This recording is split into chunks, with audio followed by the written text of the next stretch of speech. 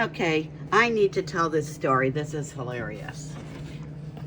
Hilarious or crazy. All right, in Charlemont, I found this little Lennox insert for $1. And I only picked up one. I was like, why am I just getting one? Well, Sarah, about 2 weeks later, goes to the Goodwill and says, oh, I saw these little Lennox cups and I put them back. And she says there was like 11. And I said, oh my God, 11? I said, these are the inserts that I need. That will make a set of 12.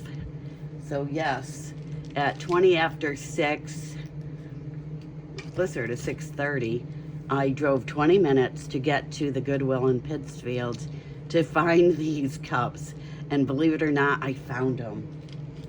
And they were $6.99 for 11 of them. How crazy is that? Do you know what these sell for? I'll pop it up right here.